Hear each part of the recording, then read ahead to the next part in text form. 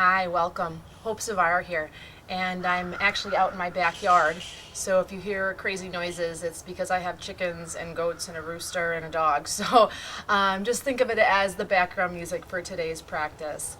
I thought I'd take some time today to talk about Chaturanga. Oh, here she comes. Oh, Shiva. Say hi to everybody. Say hi, this is Shiva. Okay, you gotta go play now though. You gotta go. You gotta go. Go. I thought I'd take some time today to talk about Chaturanga. As a teacher, and I actually just recently attended a conference, and I was kind of blown away at the lack of explanation in Chaturanga Dandasana. And so I'd like to take a little bit of time just to show you some key points and tips to really help you have a more successful practice. When we think about Chaturanga, we're often thinking just about the arms, and it really is actually much more than that and much deeper than that. When we think about Chaturanga, we want to think about our deep pelvic core. That's going to incorporate the pelvic floor, so we want to be drawing up and actually engaging on through perineum, which is the central canal for women. For men, it's the soft tissue behind the scrotum. The anal sphincter, okay, and also the perineum, which the perineum is that kind of point where, this is my kitty pair, that point where we want to have to pull up and hold to have to go to the bathroom. So I want to really have you think about those 3 points of contraction along with the legs. So thigh muscles are pushing up towards the sky and engaging in. And then finally the arms. So it's really a 3-part move: legs, pelvic core, and arms. So when we think successfully about those areas of the body, hopefully we'll have a much helpful or better off practice. So let's begin. My kitty's getting me all dirty, guys. All right, so first of all, let's set up the arms. When we're setting up the arms, okay, Perry, you gotta go. When we're setting up the arms, we want to turn the folds of the elbows forward so that this portion, that soft bend, is going to be facing the direction our head is.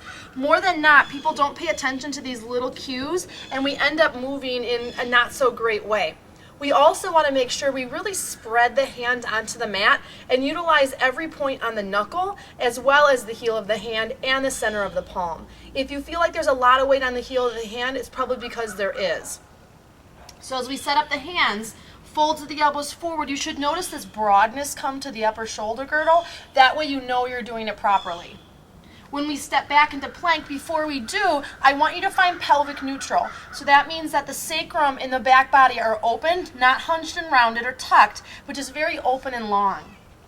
As you step back with 1 foot at a time, I'll encourage you to bring the legs together.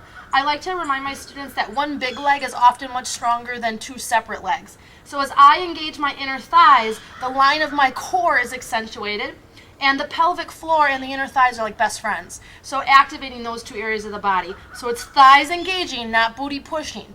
Okay, pelvic floor is in neutral, and if anything, push up just a little bit more on your ASIS, your hip bones, and that little tip up should help just a little bit more in really firing those deep core muscles, pelvic floor and transversus circuit. All right, kitty, she's going to do Chaturanga with us. All right, so from that point then, okay, thighs are strong, pelvic core is active, no hunching in the upper back. Shoulders slide down the back body. So inhale, use your feet, okay? We're going to push forward. And then exhale, just push back. Let's just practice this. Inhale forward and exhale back. You might notice a little quake. Inhale forward and exhale back. If we're not using our pelvic core and thighs, we look a little bit like this. Or we're overdoing it to avoid the core.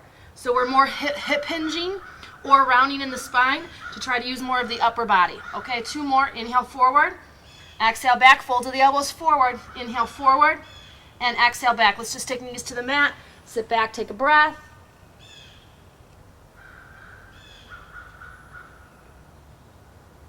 Inhale, come back up. All right, now the real work begins. I really like to break down Chaturanga and actually slow it down. So it's not just this up and down move, flailing our body around. I really want people to think about the kind of movement that they're doing and the body parts that they're using. So back into plank. Inhale, moving forward, pelvic core is strong. Exhale, elbows bend. Let's just do a 2-inch bend.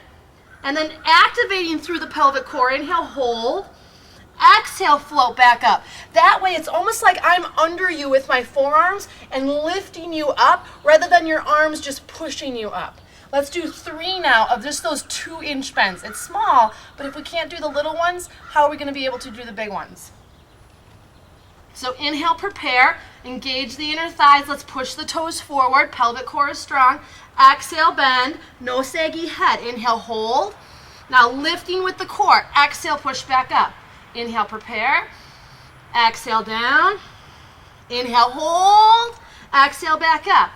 Last one. Inhale, push forward. Exhale. Inhale. Exhale. Nice job. Knees to the mat. Sit back, take a breath. And then inhale, come back up. I know you wish you had your kitty with you too right now, and maybe you do. All right, so when we think about going all the way down now, I don't want you bringing the shoulder any more forward than the elbow or down than the elbow. One of the big reasons why is because for many yogis, and maybe more power yogis or fast fluid yogis that really use the sun salutation, add a couple years onto that, you're going to blow your shoulders out. And you're going to wonder why you have shoulder issues or elbow issues. So really paying attention to kind of stop yourself. So gravity now is working to our advantage. We're using gravity to actually make the movement a little bit more challenging rather than just plop us to the floor. And what we're trying to do is stop gravity pushing down on us by accentuating our pelvic core, not just trying to power pump with our arms. All right, we'll try 3. And again, we're going to go slow. As I come to either my knees, and if I'm in modified, make sure you're not too far back with the hips, but also make sure you're not sinking the pelvis. Remember, the elbows lead, not the pelvis, okay? So whether you're in modified or not, I really want you to pay attention to that. So inhale, pelvic core is strong, come forward. Exhale, elbows in, no sagging or rounding the shoulders. Inhale, hold, everything engages. Exhale, pushing back up. Inhale, push forward, down slow. Exhale, hold, no rounding the shoulders. Inhale, everything is strong. Exhale, push back up. Inhale, prepare, come forward. Down slow, exhale. Now you can come back up using the knees. Inhale, hold. Exhale, push back up. Sit back on the heels, take a breath.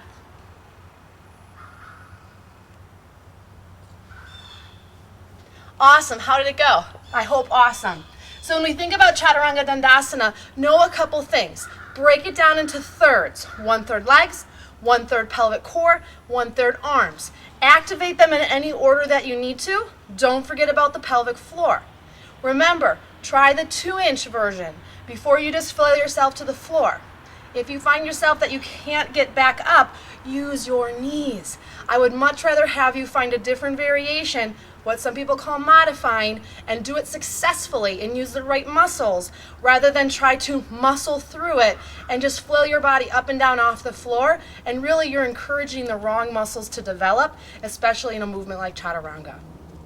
I'd love to hear from you. Visit my website at hopesavara.com and please share this video with your friends and family. From my heart to yours, from my soul to yours, namaste.